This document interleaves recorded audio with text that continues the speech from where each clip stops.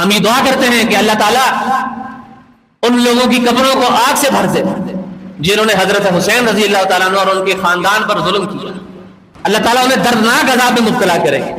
لیکن جو حقیقی تاریخ ہے اس کو پڑھیں, جھوٹی تاریخ کے پیچھے نہ لگے کہ راوی یہ کہتا ہے, راوی یہ کہتا ہے. کون سا راوی جو کربلا کے وقت زندہ ہی نہیں تھا, دنیا میں موجود نہیں تھا؟ کربلا پر سب سے پہلی کتاب لکھنے والا شخص ابو مخنف لوط بن یحییٰ 158 ہجری میں اس کا انتقال ہوا. اس نے سب سے پہلے کتاب لکھی مقتل حسین کے نام سے. اور یہ کون تھا؟ اس کا دادا سالم بن یحییٰ جو جنگ صفین میں قتل کر دیا گیا تھا. جنگ صفین میں حضرت امیر معاویہ رضی اللہ تعالیٰ عنہ کے لشکر کے ہاتھوں سالم بن یحییٰ قتل ہو گیا تھا. اس جنگ کے اندر یہ شریک تھا, جنگ صفین. تو اس ابو مخنف لوط بن یحییٰ نے دشمنی نکالی, بنو امیہ کو بدنام کرنے کی کوشش کی. اس خاندان کا سب سے بڑا دشمن تھا. تو اس نے یہ کتاب لکھی مقتل حسین کے نام سے, جس میں جھوٹے قصے اور کہانیاں اس نے لکھی, من گھڑت باتیں خود سے لکھ دی, کوئی سند نہیں ہے. بھائی یہ تو سب مانتے ہیں نا کہ کربلا میں امام زین العابدین زندہ بچ گئے تھے, واپس آ گئے تھے. ایک ان سے روایت دکھا دیں بس سند صحیح کہ انہوں نے اگر کوئی بات کی ہو آ کر. جھوٹی کہانیاں کس سے بنائے ہوئے ہیں. 3 مہینے گزر گئے بھائی کربلا کے اندر. حضرت حسین اپنے بچوں کو لے کر سفر کرتے کرتے کرتے سارا دن سفر کرتے, رات کو جب تھک جاتے خیمے لگاتے سو جاتے, صبح اٹھ کر دیکھتے پھر کربلا میں پڑے ہوئے, پھر اٹھتے اور چلتے سفر کرتے, پھر اٹھے دیکھا پھر کربلا میں پڑے ہوئے. یہ سب جھوٹے قصے اور کہانیاں. ان کوفیوں نے عراقیوں نے خط لکھ کر بلایا حضرت حسین کو. یہ وہی ہیں جنہوں نے حضرت علی کو شہید کیا تھا کوفے بلا کر. یہ وہی ہیں جنہوں نے حضرت حسن کو بھی زہر دیا تھا. عبداللہ بن سبا یہودی کے یہ ایجنٹ تھے.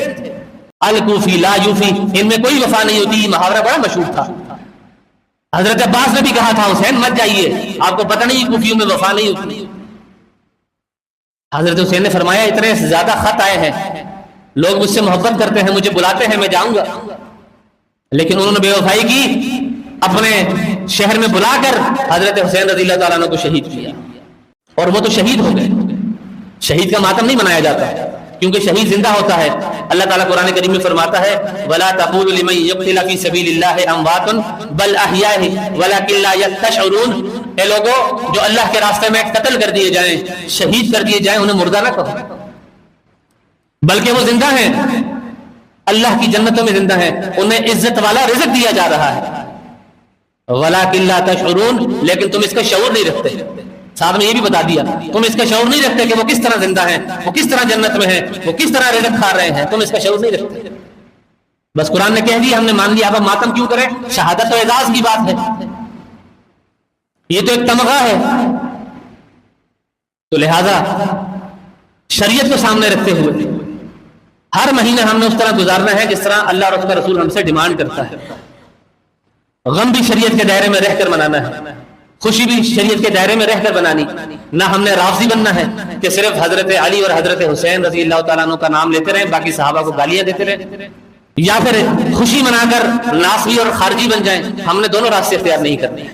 اور پھر امام تبری نے جو تاریخ تبری لکھی, اس نے اسی کتاب مقتل حسین میں سے باتیں لے لے کر تاریخ تبری میں نقل کر دی, جس کی وجہ سے اس کتاب کو بڑی شہرت حاصل ہوئی.